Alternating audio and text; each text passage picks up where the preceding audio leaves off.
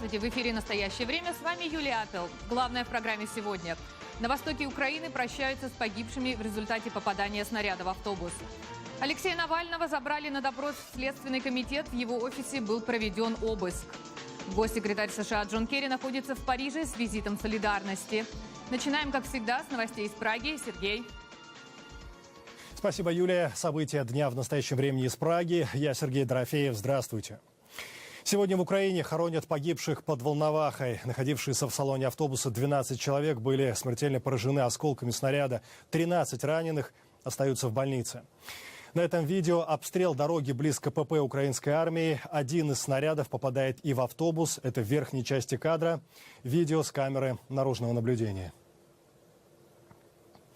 Как сообщили в ОБСЕ, расследованием трагедии будет заниматься рабочая группа в составе военных Украины и России, а также представители непризнанной ДНР. Сама же миссия ОБСЕ будет контролировать расследование. На похоронах погибших был и наш видеооператор. Аккуратно, не спеши. Сейчас повезут, больше не увидим.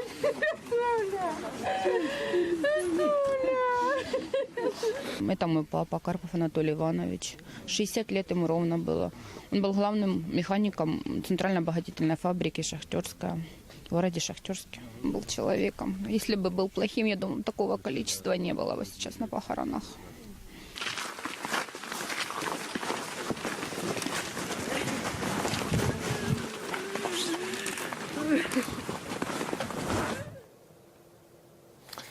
По всей Украине идет сбор гуманитарной помощи как армии, так и мирным жителям Донбасса. Продукты питания, одежду, лекарства, предметы первой необходимости собирают также и украинские диаспоры по всему миру. Однако вот сколько поступает помощи и куда именно далее она доставляется, никто не знает. Разобраться пыталась Шахида Якуб. По всей Украине собирается гуманитарная помощь. Армии, неимущим, Донбассу. Волонтеры собираются в инициативные группы и работают по выбранным направлениям. Получатели гуманитарной помощи говорят, что от нее зависит их выживание. Я не получаю пенсию уже 5 месяцев. Надо хоть эта поддержка будет, гуманитарная помощь. Несмотря на то, что помощь крайне необходима, доставить ее в Донбасс очень сложно, говорит Алексей Мазука, журналист проекта «Радио Свободы» «Донбасс Реалии». Некоторые добровольческие батальоны вообще выступают категорически против доставки гуманитарной помощи в Донецк. Поэтому многое зависит от того, через какой блокпост будет проходить эта гуманитарная помощь. Вторая проблема транспортная. Так как сделали несколько коридоров в город Донецк, то наблюдается повышенный трафик через эти коридоры. Конфликт продолжается с марта прошлого года. Но до сих пор не была составлена карта помощи по районам и группам населения, которая помогла бы регулярно осуществлять адресную помощь. Карта есть, и наиболее подробная карта, которая на сегодняшний момент существует касательно потребностей территории АТО, да, она как бы есть, эта карта. Другое дело, что насколько мы можем доставить эту помощь действительно нуждающимся. Мы работаем в очень плотном союзе с журналистами, такие, которые нам подсказывают, куда ехать. Основную часть гуманитарной помощи в Донецк осуществляет фонд бизнесмена Рената Ахметова. Принципиальная позиция, что гуманитарка Ахметова въезжает в Донецк, она, я так понимаю, компромиссная с незаконной общественной организацией Донецкая Народная Республика. И они таким образом достигли компромисса. Какая цена была этого компромисса, я не знаю. Безопасность волонтерам, распределяющим помощь, никто не гарантирует. Они доезжают до деревень и раздают продукты на свой страх и риск. Мы работаем с мая месяца, и мы работали под градами в Ясиновато, и мы работали под артобстрелами, мы работали на линии фронта. За все время конфликта нас задерживали 9 раз, и одна, и другая сторона. Никаких гарантий никто не дает и дать не может. Это вооруженный конфликт. Но о том, что можно было бы предпринять какие-либо усилия централизовать сбор и распределение гумпомощи, говорить уже не приходится. В правительстве в украинском нет отчета о доставке гуманитарной помощи на освобожденную так называемую территорию и на территорию, которая не контролируется Украиной. Совсем недавно в Украине открылось отделение ООН по координации гуманитарной помощи. которая пытается как-то наладить процесс. Но, как мне сказали в беседе сотрудники этой организации, скорых результатов ожидать не стоит. Шахида Якуб, «Настоящее время». Это «Настоящее время», и далее у нас эфир из Вашингтона. О чем сегодня говорят по ту сторону океана. В частности, о том, сколько времени может занять возврат Крыма Украине. Что удалось узнать, Юлия? Президент США Барак Обама обсудил обстановку в Украине с канцлером Германии Ангелой Меркель. В частности, они подтвердили готовность стран предоставить финансовую помощь Украине по мере реализации Киевом реформ. Между тем, американские эксперты полагают, что возврат Крыма Украине может занять десятилетия. К такому выводу пришли аналитики Вашингтонского консервативного фонда наследия. Александр Панов продолжит тему. Эксперты фонда «Наследие», готовящие аналитические справки для ведущих политиков республиканской партии, предполагают, что обострение ситуации на востоке Украины связано с прибытием туда очередного гуманитарного конвоя из России. Как в случае с обстрелом автобуса, в результате которого 11 человек погибли и 17 получили ранения, стороны, президент Порошенко и российский МИД, делают прямо противоположные заявления. Атака на автобус стала очередным ударом по соглашению о прекращении огня. Киев ждет помощи, но предоставит ли Запад Украине 50 миллиардов долларов, просто необходимых, по мнению Сороса, проблематично. Наша помощь Украине абсолютно недостаточна, но одновременно важно, чтобы там разобрались, наконец, с экономической коррупцией. Это неправильно предоставлять Киеву миллиарды долларов, если они осядут в карманах немногих украинских граждан. Если же говорить о военной помощи и обучении украинской армии, то здесь США могли бы делать гораздо больше. Конгресс уже дал президенту соответствующие полномочия. Энергетическая помощь Вашингтона Киеву, о которой много говорят законодатели, требует времени, а Украину ждет холодная зима. У нас нет еще инфраструктуры для поставок сжиженного газа. Имеется всего один терминал, с которого начнут поставки в этом году. А чтобы построить новые, потребуется от 5 до 7 лет.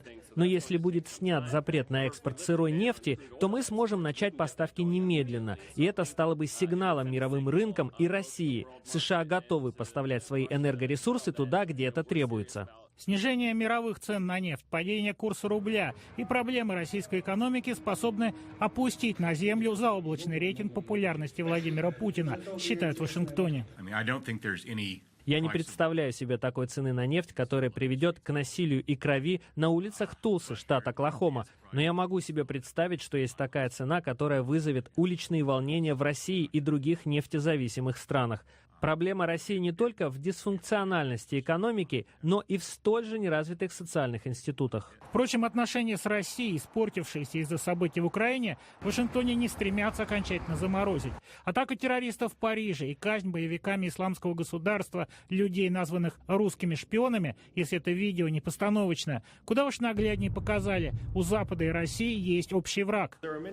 Мы просто обязаны сотрудничать в борьбе с международным терроризмом. Мы также можем сотрудничать в освоении Арктики. Международная космическая станция – еще один наглядный пример сотрудничества. У нас хватает взаимных интересов, и жаль, что агрессия России замедлила и вовсе остановила партнерство и даже дружбу наших стран. Вашингтонские эксперты согласны с мнением канцлера Германии Меркель. Проблема Крыма теперь может решаться на протяжении нескольких десятилетий. Как сказал один из них, боюсь мне не дожить до его возвращения в Украине. Александр Панов, Дмитрий Шахов, Дана Преображенская. Специально для «Настоящего времени». Вашингтон. Госсекретарь США Джон Керри встретился в Париже с президентом Франции Франсуа Олландом. Во время встречи Керри заявил, что передает Франции самые искренние соболезнования американского народа. Керри выразил сожаление, что не смог принять участие в воскресном антитеррористическом марше в Париже из-за обстоятельств, связанных с его визитами в Индию и Болгарию. Администрация Обамы признала, что допустила ошибку, не отправив представителя высшего руководства на марш, где присутствовали мировые лидеры. После встречи с Олландом Керри и министр иностранных дел Франции Лоран Фабиус посетили кошерный магазин в Восточном Париже, а затем редакцию журнала «Шарли Эбдо». Границы дозволенного. После теракта в редакции «Шарли Эбдо» тему продолжают обсуждать в самых разных странах. Свое мнение высказал и проживающий ныне в Нью-Йорке писатель Салман Ружди. Напомним, он был заочно приговорен в свое время к смерти духовным лидером Ирана за роман «Сатанинские стихи». Выступая в университете штата Вермонт, Ружди заявил, что ему претит критика в адрес погибших карикатуристов. Шарли Эбдо нападал на все сразу. Он атаковал мусульман, он нападал на папу римского, нападал на Израиль, раввинов, на чернокожих и белых, геев и гетеросексуалов. Нападал на каждого человека, потому что он смешил. Его стратегия в том, чтобы смеяться над людьми. Так его и рассматривали, и очень его любили. Этих карикатуристов любили во Франции. И теперь, в тот момент, когда кто-нибудь говорит «я верю в свободу слова, но…», я перестаю слушать. Знаете, я верю в свободу слова, но люди должны уметь себя вести. Я верю в свободу слова, но мы не должны никого расстраивать. Я верю в свободу слова, но давайте не заходить слишком далеко. Смысл в том, что в ту секунду, когда вы ограничиваете свободу слова, это больше не свобода слова. Между тем, в Вашингтоне продолжаются переговоры президента Обамы и премьер-министра Великобритании Дэвида Камерона. На сегодня запланирована формальная встреча, во время которой будут подняты вопросы борьбы с терроризмом и российской агрессией в Украине. И, коллеги из Праги, Сергей, передаем слово вам. Литовское издание «Делфи» получило угрозу расправы, как в Париже. Письмо с угрозой нападения на журналистов, аналогичного истории Шарли Эбдо, пришло главному редактору портала. Отмечу, «Делфи» — это партнер программы «Настоящее время». Сотрудников издания тут же эвакуировали. Мы буквально за несколько минут до эфира связались с главным редактором «Делфи» Моникой Грибачевская-Тебурдене. Письмо пришло утром, оно было адресировано для меня, я открыла его, я нашла там порошок. Впечатление такое, чтобы это письмо писал человек не очень образованный, как первоклассник. Там было сказано, что вам всем Дельфи, вы скоро умрете, вы исламофобы. Вам будет как в Париже, и вам будет кирдык, ждите. Сразу приехала полиция, приехали другие службы, они взяли порошок, и, конечно, они исследовали его в течение 14 часов, и еще до сих пор исследуют это. Что мы продолжаем работать. Вообще это был хороший тренинг для нас, потому что мы должны быть подготовлены хорошо к этим ситуациям, и вообще после событий в Париже мы решили, что нам надо лучше обеспечить security в нашем офисе. Сегодня в Фонд борьбы с коррупцией, учредителем которого является общественный активист Алексей Навальный, пришли с обыском. Как сообщил директор фонда Роман Рубанов в своем твиттере, у сотрудников офиса забрали телефоны, изъяли всю технику, включая личные ноутбуки. Бывший руководитель избирательного штаба Алексея Навального Леонид Волков предположил, что проверка связана с запросом бывшего соперника оппозиционера на выборах мэра Москвы, депутата Госдумы от ЛДПР Михаила Дегтярева. И вот перед эфиром мы связались с ним и спросили о подозрениях, которые вызывает у него деятельность Фонда борьбы с коррупцией. Внимание к фигуре Навального у меня еще с выборов мэра Москвы, поэтому я за ним наблюдаю. И попросил Следственный комитет, прокуроров и Минюст посмотреть. Имеем устав некоммерческой организации фонда, и имеем расходы. Из их же отчета говорят, что больше 90% средств, а это огромные деньги, это больше 20 миллионов рублей, потрачено на аренду, зарплату себе любимым, хозяйственные нужды и прочее. Может, и пальмы какие-нибудь обнаружим, я не знаю.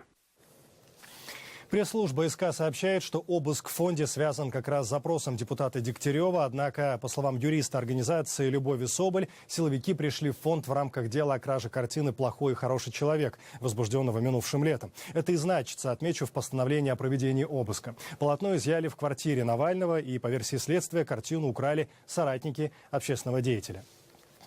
В течение всего дня для получения подробной информации мы пытались связаться с сотрудниками фонда, однако получить комментарии напрямую в итоге нам так и не удалось.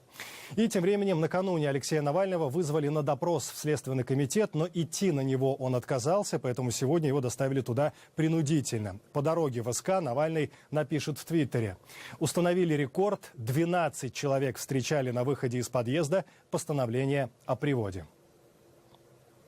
Накануне на Манежной площади в Москве прошла акция протеста против приговора братьям Навальным. На митинг пришли и противники оппозиционера, называющие себя участниками движения «Антимайдан». Екатерина Кочкина далее.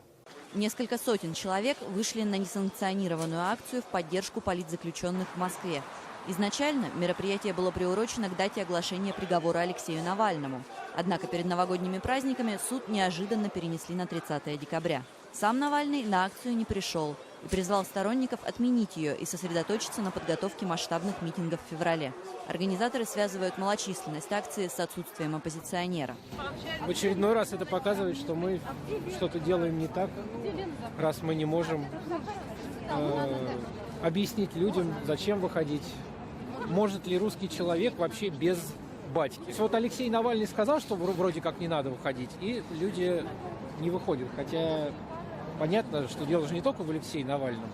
Сидит же не только его брат. Там же, на Манежной площади, собрались и сотни противников оппозиционной акции, называющих себя активистами движения «Антимайдан».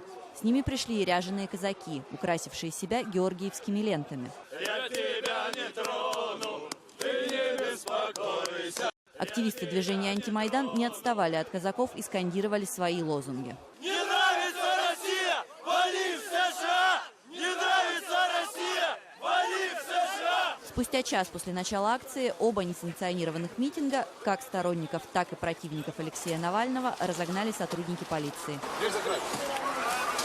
Екатерина Кочкина, «Настоящее время».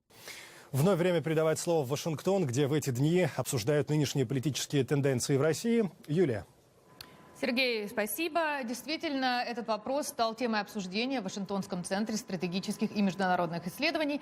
И на конференции выступил депутат Российской Государственной Думы и оппозиционный политик Илья Пономарев. Подробности в репортаже Ануша Витисян. По мнению оппозиционного политика Ильи Пономарева, после того, как Янукович был вынужден бежать с президентского поста, Путин всеми возможными методами демонстрирует россиянам, что революции и оппозиционные движения не могут быть успешными. Пономарев говорил об этом в Центре стратегических и международных исследований в Вашингтоне. Белоленточное движение, крупнейшие за последние 20 лет политические протесты в 2011-2012 годах, аресты активистов, последовавшие выборы в Координационный совет. Так выглядел подъем оппозиционного движения в России. Россия без Путина! Однако аннексия Крыма и сепаратизм в Украине, приведшие к западным санкциям против российских предприятий, банков и чиновников, и удару по экономике страны, создали в России иную реальность, приведя к антизападной консолидации большей части общества. То, что сделано сейчас с точки зрения санкций, они наносят больше вреда, чем пользы, потому что это продается внутри России как борьба Америки с российским народом, и тем самым только увеличивает поддержку Путина. Неоднократные заявления Белого дома о том, что урегулирование конфликта в Украине приведет к отмене санкций, не поменяли политику Кремля по отношению к Украине. По мнению экспертов, вся эта история далека от завершения. И Владимир Путин разыгрывает украинскую карту как во внутренней, так и во внешней политике. Российская власть продемонстрировала в Украине, в Грузии, в Молдове, что она при необходимости может применить силу по отношению к соседям, союзникам. Хотя Кремль превратил силу в важный инструмент внешней политики, власть продолжает также прибегать к политическим и экономическим методам влияния на соседей. Экономический кризис в России некоторые эксперты рассматривают как возможный возбудитель протестных волнений внутри страны. По оценкам Левада-центра, несмотря на все еще высокие рейтинги Владимира Путина, с резким ухудшением экономики страны, падением мировых цен на нефть и обвалом рубля, у людей возникло чувство тревоги и боязни возможного кризиса. Однако, как считает Илья Пономарев, экономические проблемы создают только фон для возмущения населения, но не станут фундаментом для социального взрыва. В 2016-м это уже нарастет достаточная усталость у населения от всего происходящего. Они будут требовать результатов от всей этой агрессивной политики. Результаты показать будет невозможно. Пономарев считает, что пока Путину удается сохранить в стране видимую стабильность. Здесь главными картами Кремля стали безопасность страны и предоставление широким массам возможности удовлетворять свои минимальные экономические нужды.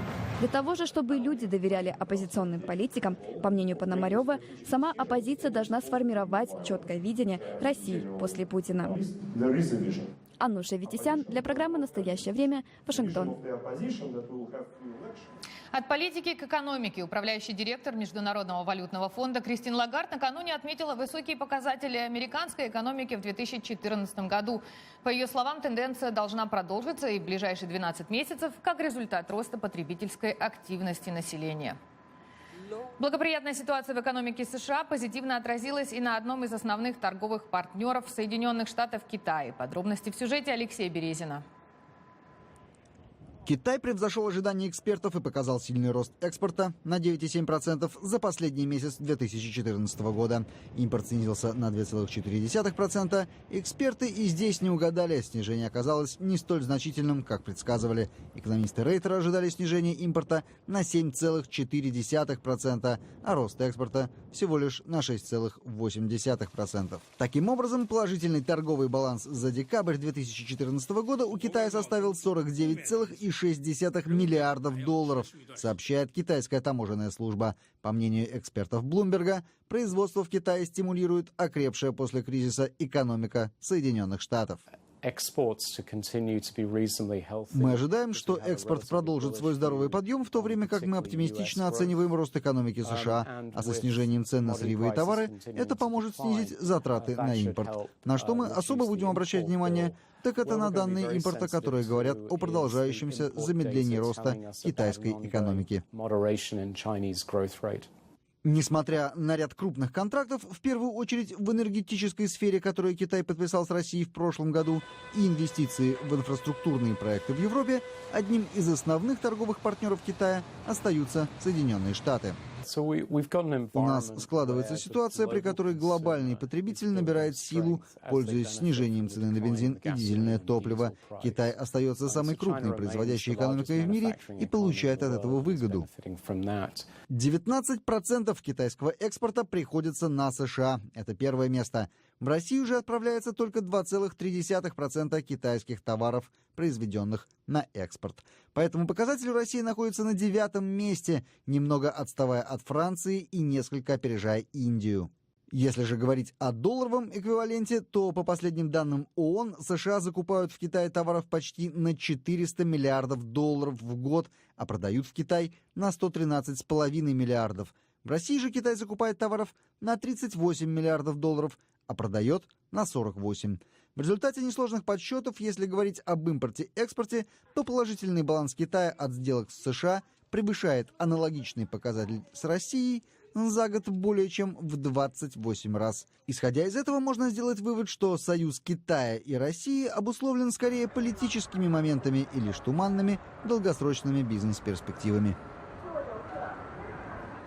Сегодня вступают в силу новые правила, смягчающие торговые и визовые ограничения США в отношении Кубы. Они станут первым шагом на пути реализации плана президента Обамы по нормализации отношений с Кубой после полувека жестких санкций. Согласно правилам, американцам больше не надо будет получать специальное разрешение, если поездка на Кубу совершается в религиозных или образовательных целях, либо для визита к родственникам всего подобных категорий 12. Как на падение цен на нефть реагируют американские производители автомобилей? Репортаж Вадима Оленичева о североамериканском международном шоу, которое проходит в эти дни в автомобильной столице США, Детройте, штат Мичиган. Лейтмотивом нынешнего автошоу в Детройте стала лихорадка на рынке цен на топливо. А она всегда приносит с собой непредсказуемость потребительского спроса. В период подорожания горючего американцы пересаживаются на компактные и экономичные легковушки. Когда же бензин дешевеет, они вспоминают о своей извечной любви к грузовикам. Для автомобилестроительных концернов такие перепады на рынке немного напоминают игру в кошки-мышки, когда производители пытаются угнаться, а еще лучше предугадать направление дальнейших скачков потребительского спроса. Так, американский автоконцерн General Motors в этом году решил перейти в наступление по всем фронтам. Одним из флагманов компании продолжает оставаться грузовик Chevrolet Colorado. Премьера его последней модификации состоялась как раз в Детройте. Но наряду с грузовиками GM представил и экономичные модели. Электромобиль Chevrolet Bolt способен пройти без подзарядки до 320 километров. Цена машины около 38 тысяч долларов. Но правительство возвращает владельцам часть денег за вклад в защиту экологии. Еще недавно никто и представить себе не мог, что нефть будет стоить дешевле $50 за баррель. В таких рыночных условиях мы должны быть готовы к любым поворотам. Поэтому здесь представлены не только экономичные гибриды и электромобили, но и полная линия легких грузовиков. Похоже, что подобная установка производителей является верной. Во всяком случае, лидер японского автопрома, концерн Toyota Motor, тоже выставила в Детройте широкий спектр своей продукции. Toyota не отстает на рынке грузовиков, активно рекламируя новую модификацию популярной Такомы. Ну а на переднем крае технического прогресса легковая модель Mirai, оснащенная топливной батареей, использующей водород. Я лично верю, что хотя первые 100 лет автомобили ездили на бензине, следующие 100 лет они будут ездить на водороде. В целом представители автомобилестроительной индустрии проникнуты оптимизмом. После нескольких лет глобального спада продажи автомобилей в мире начали расти, и автоконцерны надеются увеличить свои прибыли в нынешнем году. Североамериканское международное автошоу продлится до 25 января. Вадим Оленичев, Дана Преображенская для настоящего времени. Эту тему продолжат наши коллеги из Праги. Да, и еще из мира авто. Время, когда автомобили без водителей появятся на дорогах, все ближе. Представители компании Google заявляют, что ведут на этот счет переговоры с ведущими автопроизводителями. Их главная цель – скорейшее поступление беспилотных машин в массовую продажу. Между тем, россиянам сейчас не до машин будущего. В настоящем времени наблюдается снижение продаж обычных легковых автомобилей. Александр Касаткин. Гонка корпораций за звание компании, первой выпустившей на рынок автомобиль без водителя, набирает обороты. Но в Google считают, что будущее не за конкуренцией, а за сотрудничеством. Мы ведем переговоры с ведущими автопроизводителями уже несколько лет, заявил представитель Google на автосалоне в Детройте. Мы впечатлены этой технологией и хотим заниматься ее продвижением, но мы понимаем, что для всего этого нужна команда. Нужны партнеры, которые являются лучшими в своем деле. Сейчас Google испытывают сразу несколько моделей машин, не имеющих ни руля, ни педалей. Автомобилем управляет компьютер при помощи нескольких радаров и сенсоров. По словам представителей компании, если сотрудничество с автопроизводителями будет успешным, то такой транспорт может появиться на улицах уже к 2020 году. Стремление Google к сотрудничеству объяснимо. В начале января один из основных конкурентов, компания Mercedes, представила автомобиль будущего, больше похожий на инопланетный корабль. Четырехместный беспилотный седан F-150 оснащен двумя электромоторами на водородном топливе и комплектом литиево-ионных батарей. Он разгоняется до скорости 100 км в час за 6 секунд. Одной полной заправки ему хватает более чем на 1000 километров. Однако в Mercedes заявляют, что этот автомобиль класса люкс не предназначен для массового производства. Между тем, продажи даже обычных легковых и легких коммерческих автомобилей в России сократились в 2014 году более чем на 10%, а в 2015 могут упасть еще на четверть. В прошлом году продажи ненадолго выросли в декабре из-за резкой девальвации рубля, которая спровоцировала ажиотажный спрос на автомобили. Флагман российского автопрома «АвтоВАЗ» в декабре, наоборот, снизил объемы продаж на 9%, а в целом за 2014 год на 15%. Итоговый результат 2014 года таким образом составляет 2 миллиона 490 тысяч автомобилей. И как итоговое можно было сказать, это хороший результат в завершении в целом не очень хорошего года для российского автомобильного рынка. По словам Йорга Шрайбера, причины пессимистичного прогноза на 2015 год – слабая экономика и инфляция, сокращение реальных доходов населения и спроса, высокие ставки по кредитам и слабый рубль. Разговоры об отказе от привычного топлива более чем своевременные. Из-за падения цен на сырье нефтяные гиганты BP и ConocoPhillips сократят 500 сотрудников. Другие энергетические компании также готовятся к сокращениям и замораживают многомиллиардные проекты. Репортаж Рейтер, Екатерина Бучнева. Разработки нефтяных месторождений в Северном море – одни из самых дорогих в мире. Британский энергетический гигант BP планирует сократить около 300 из 4000 работающих здесь сотрудников. Такая мера станет ответом на продолжающееся падение цен на сырье. По подсчетам аналитиков, при стоимости менее $60 за баррель добыча в Северном море становится нерентабельной. В компании поясняют, что увольнения являются частью объявленной еще в декабре масштабной реструктуризации. В 2015 году сократят несколько тысяч человек, что должно сэкономить BP около $1 миллиарда. Однако при цене на нефть марки Brent в $48 этого может оказаться недостаточно, считают аналитики. Обрушение цен на нефть с прошлогоднего потолка – это плохие новости для всех энергетических гигантов, говорит эксперт. BP неизбежно придется сокращать расходы. Думаю, увольнения в Великобритании станут лишь началом долгого периода экономии. Другая компания, работающая в Северном море, ConocoPhillips, также сократит в Великобритании 230 рабочих мест. Их конкурент, британско-голландская Royal Dutch Shell, объявила о планируемых увольнениях еще в конце прошлого года. Компании подстраиваются под новую реальность, говорит аналитик. Цены на нефть стали последним ударом по индустрии, которая в прошедшие 2 года значительно изменилась. Всего в Великобритании в нефтедобывающей индустрии задействованы более 400 тысяч человек, а налоговые отчисления от нее в бюджет составляют около $200 миллиардов. Сокращения в BP и других нефтедобывающих компаниях, по мнению аналитиков, могут иметь политические последствия и повлиять на исход парламентских выборов в мае. Мы благодарим коллег в Вашингтоне и всех наших зрителей. Смотрите нас в эфире своих национальных телеканалов. Настоящее время вновь наступит уже в понедельник. Я Сергей Дорофеев. Всего доброго. До свидания.